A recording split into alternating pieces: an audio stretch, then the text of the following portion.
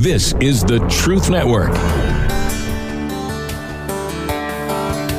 Coming to you from an entrenched barricade deep in the heart of central North Carolina. Masculine Journey After Hours. A time to go deeper and be more transparent on the topic covered on this week's broadcast. So sit back and join us on this adventure. The Masculine Journey After Hours starts here now. Welcome to Masculine Journey After Hours. We are talking about a really cool topic today. At least I think it's cool, but and I think you guys do too. But we're talking about what is our relationship individually, not collectively, but what's our relationship with Jesus? You know, how would you describe that? How would you put words to it, and why is that important? And so that's a topic that we've been talking about so far on the show, and we'll continue in the after hours. And a question I'd ask you: what is your relationship with Jesus, and why is that important? And so you just figure that out. I'll let you ponder on that this week. But Jim? Well, you said you think we like it too. Why would we not love a topic about our best friend? Well, that's what I'm saying. I don't know. I'm not making any assumptions here. I'm just thinking that you probably do. The truth. The truth, that's right. Danny, you actually have the first clip in the after hours. If you want to tell us a little bit about it or just play the clip, whatever you want to do. I'll set it up a little bit. Okay. It's from the show The Big Bang Theory. And when I first was introduced to this show, I really wasn't sure I was going to like it.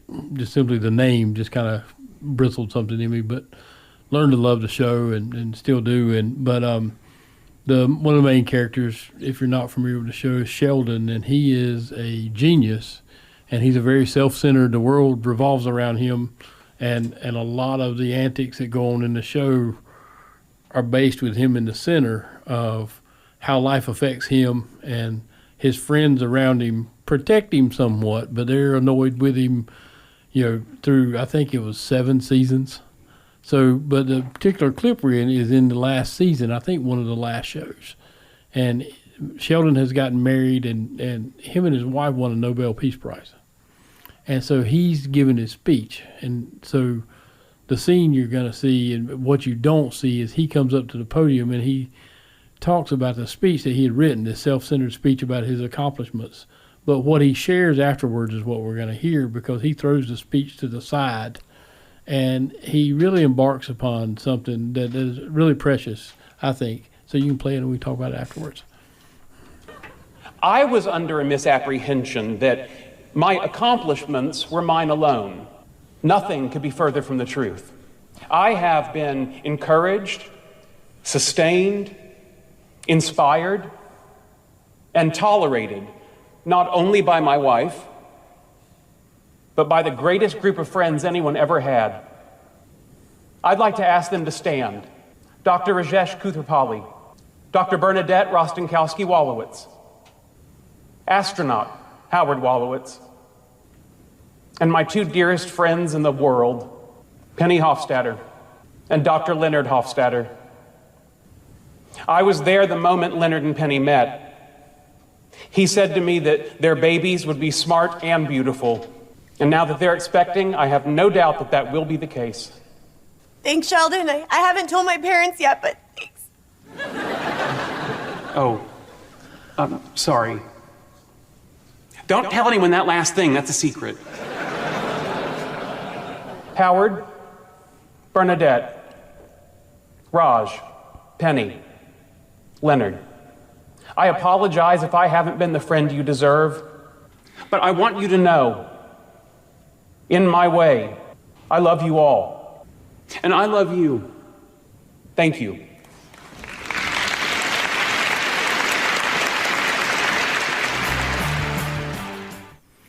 He comes to the realization that those people around him helped him get to where he was at.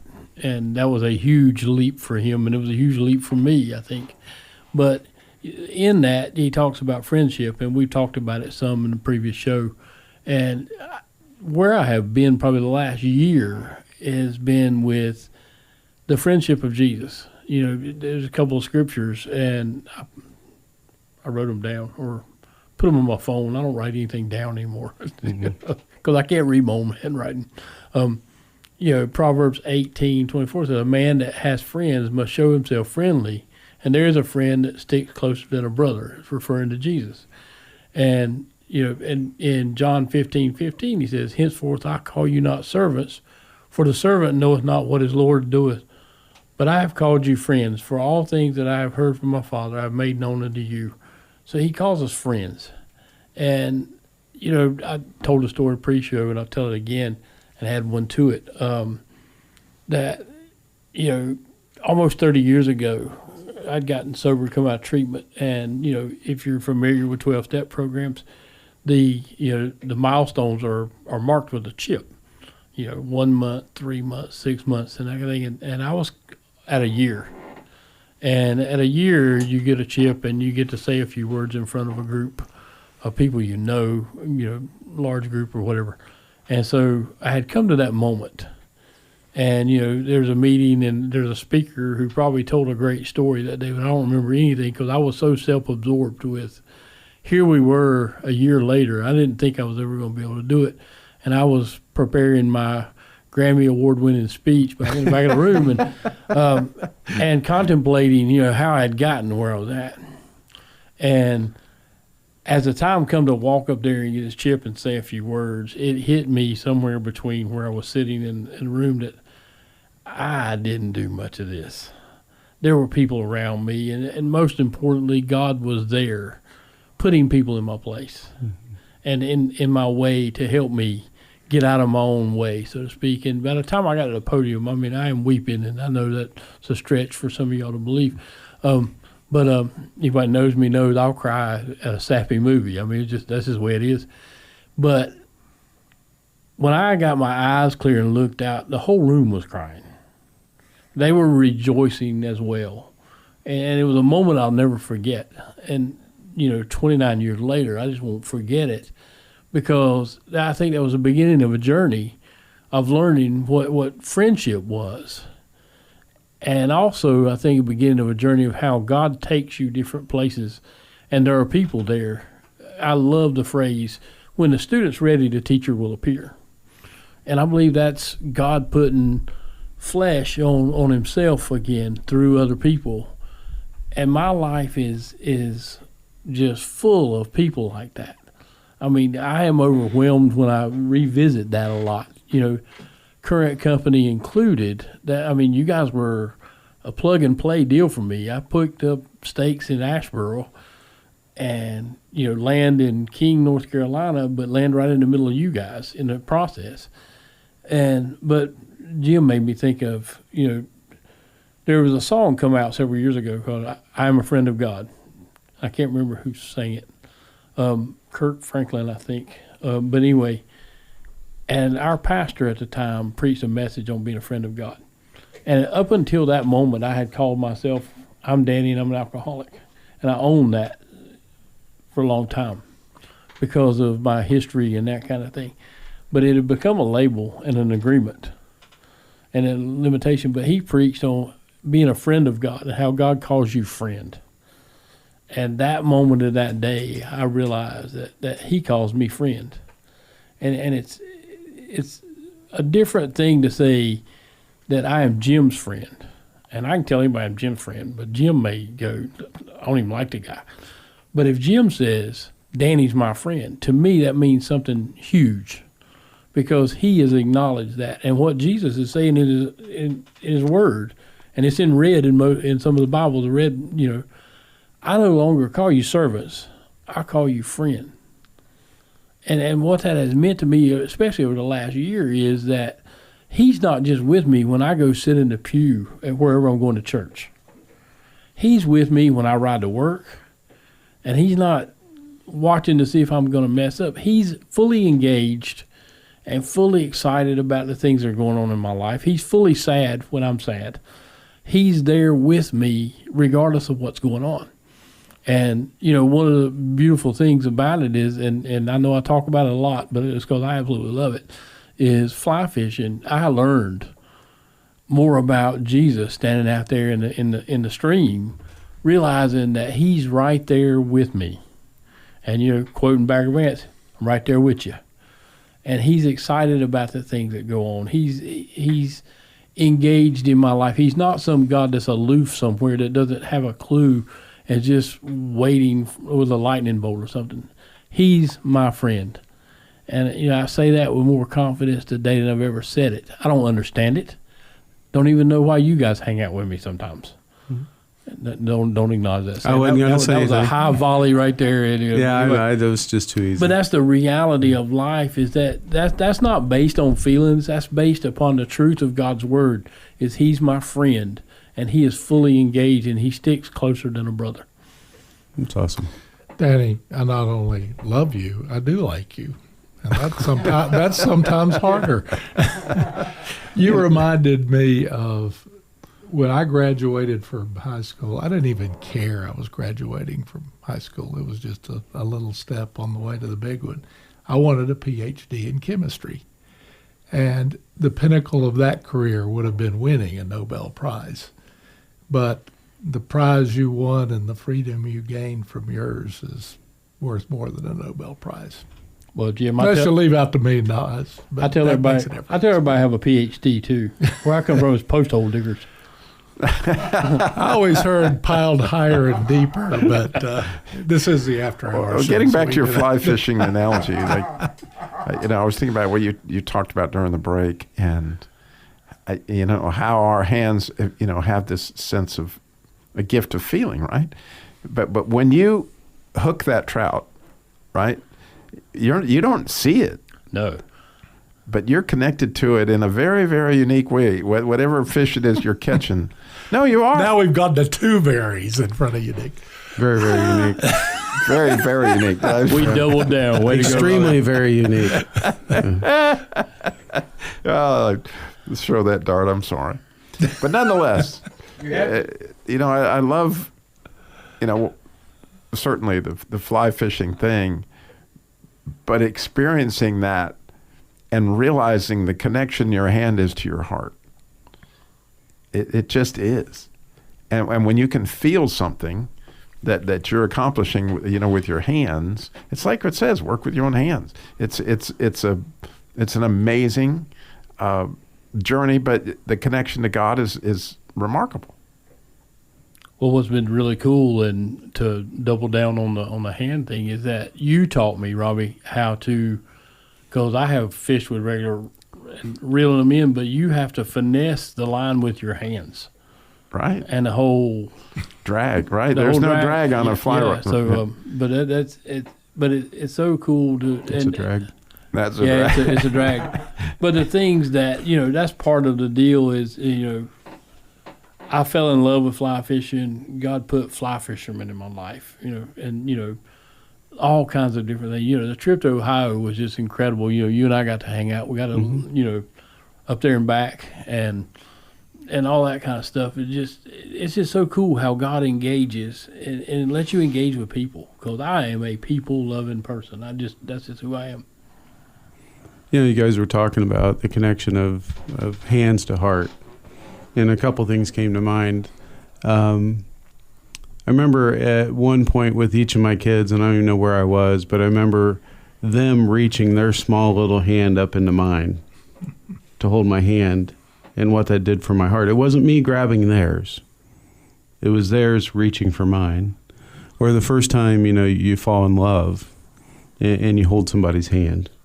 There's definitely a connection between hand and heart that bypasses the mind altogether, which is really pretty cool. It is. Yeah. Well, Jim, you have the next clip and the clip after that. So you have a couple of clips coming up. Well, I'm going to go from fishing for fish to fishing for men. The first clip is Jesus inviting Nathanael to follow him. And if you're a little fuzzy on who's who, this is the guy that Jesus called a Hebrew in whom there is no guile, depending upon your version. And my name is James, which is Greek, Jacob, which is deceiver. So this might be one point where we don't have a lot in common.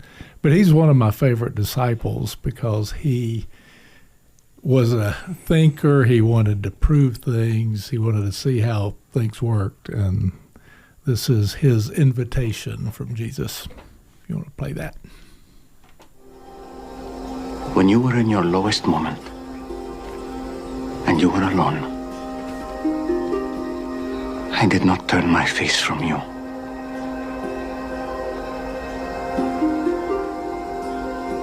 I saw you under the fig tree.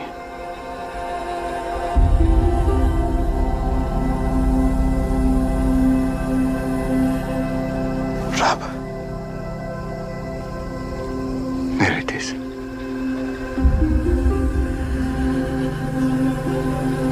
You are the Son of God, the King of Israel. I knew it. Well, that didn't take long. He doesn't mess around. Because I said to you, I saw you under the fig tree. You believe? You are going to see many greater things than that. Like Jacob, you are going to see heaven open and the angels of God ascending and descending upon the Son of Man. That's me, by the way. Yeah, I got that. Good. I know you like to be clear. And the rest of that I do identify with Nathaniel. I want to know. When I was growing up, I wanted to know everything, and I pursued that. And they make fun of me for reading encyclopedias and dictionaries, and if you don't know what those are, look it up online. But I just loved learning, and I also, when I tried to do something, I was successful. Pretty smart guy, and when I put my mind to something, it would happen until it didn't. And that's what took me to that low place where Jesus invited Nathaniel into a closer relationship.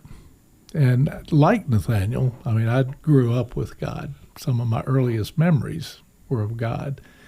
But I didn't have that personal relationship with Jesus. And when he got hold of me in that depths of there was a great line, but I won't remember it, from Deep Purple, but I was wallowing in a morass of self-despair, made only more painful by the thought that all I was of my own making. I like that line. Deep Purple said morass? Yes, they did. They're pretty good grit. You used. No, I'm not going to say that. Anyway. So, I mean, I know the rest of the world is like me. What in the world does morass mean? Well, as our good friend Andy would say, get a dictionary. He recommends that everybody have one. Think of wading through a bad marsh and not even having trees to grab. Wait, stop. Yeah, that's a bad marsh over there. Yeah, there's no such thing. Oh, a Danny Marsh is not a bad marsh. There are other. I don't want nobody wading through me either. I'm just saying.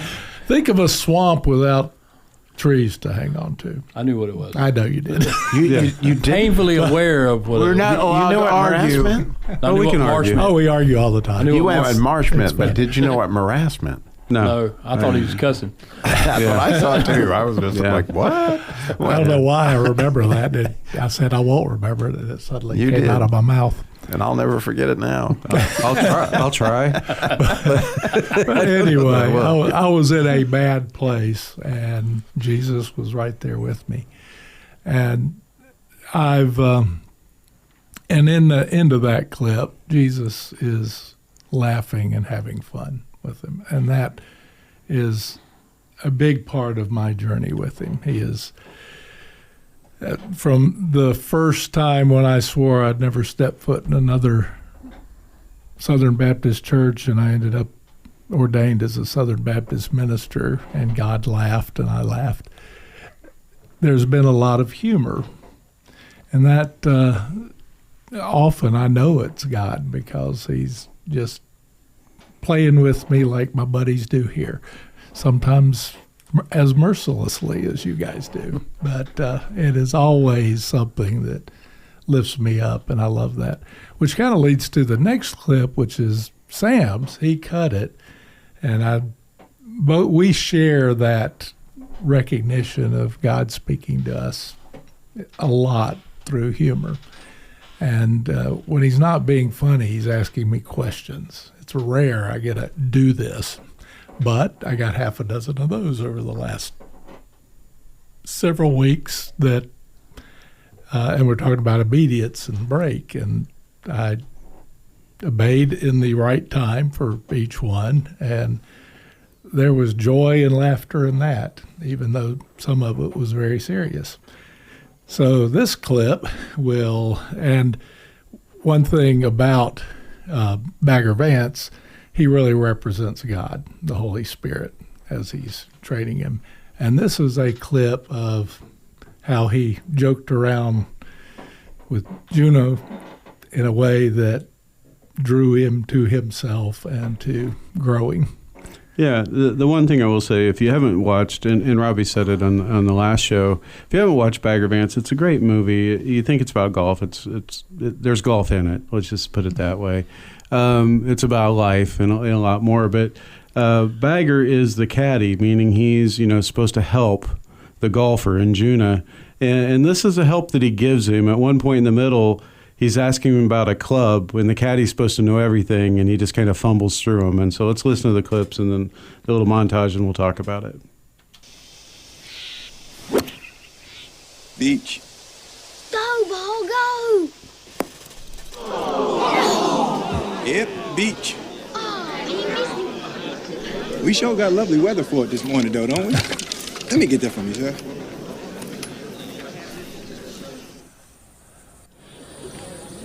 Any ideas? About what? Could you give me a club?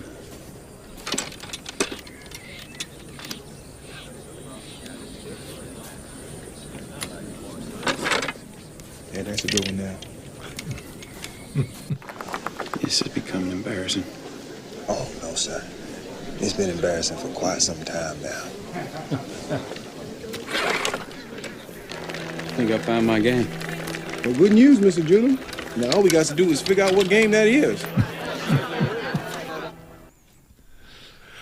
The one part of that really caught me is while I was in divinity school, I took a semester off because of some of the new issues that were going on in my life. And when I came back, I was interviewed to see if that was acceptable to come back. And the dean of students said to me in one of those sessions, we just want to make sure you're not going to be an embarrassment to Jesus Christ. And I was crushed going home and actually prayed on the way home, Lord, if I'm going to embarrass you, take me out right now. He didn't, obviously, and complete silence. There was no response to that. But they did take me back, and 6 months later, I was driving at about the same spot. And I clearly heard God say, Jim, you embarrass me every day, but I love you. And that's obviously, that to me was absolutely from God, and I laughed the rest of the way home with him. And that's a big part of who he is to me, is his infinite sense of humor. Yeah, as we talked many times, he often uses humor with me, and it's it hits the point. Just in those clips, he says, "Oh, it's been embarrassing for quite some time," or, we just have to figure out what game that is, Mr. Judah. It's those little comments, those little quips that just make it so deep. That makes you really ponder and think and lean more into it. And that's what he does, is he asks questions or he makes little statements that really draw me into the depth of where he wants me to go. Amen. And so we've got a little bit more time, but I'm going to ask you something. You can only use a one-word response. How would you classify your relationship with Jesus in the season of your life right now? What would your one word be? So I'll start, and it would be sustainer. Right now, I'm in a season of him sustaining me through whatever I'm in, whatever that is, whatever the situation is. I know he'll help me get through it. He'll sustain me through it. And so I'm leaning into him as a sustainer. So that's the word I would use. Who would like to go next? Adam? All right. Faith Or faith building. I used two. I said faith. He said faith. Okay. And you could hyphenate it and theoretically consider it one. But it is. I mean, it's a matter of faith that there's so many things that I can't see right now. Mm-hmm. And there's no possibility of seeing it. And I love the line from the beginning of "You Make Everything Beautiful" by King and Country and Rebecca St. James. It says, "Give me the serenity to see the things that I can't change and accept them, and the wisdom to know what I can." And you know, that I didn't say that in the right order, but nonetheless, the idea is constantly there's all sorts of things that I can't change, but God gives you the grace to walk through that, and no one trying to figure out, okay, that's something that I've got to say, okay, God knows what's best, and I'm gonna accept that. And then there are other things that He really wants me to take part in the change process, and what does that look like?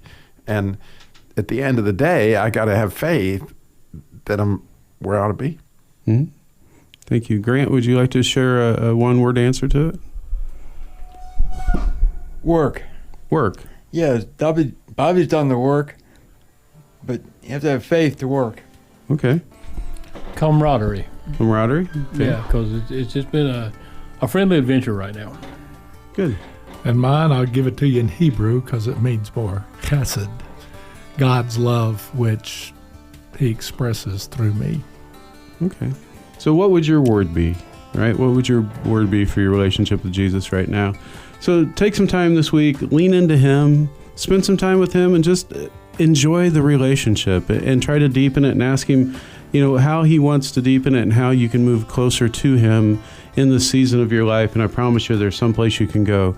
One place you can go is masculinejourney.org to register for the upcoming boot camp, November 21st through 24th. We'll talk with you next week. Love somebody well this week.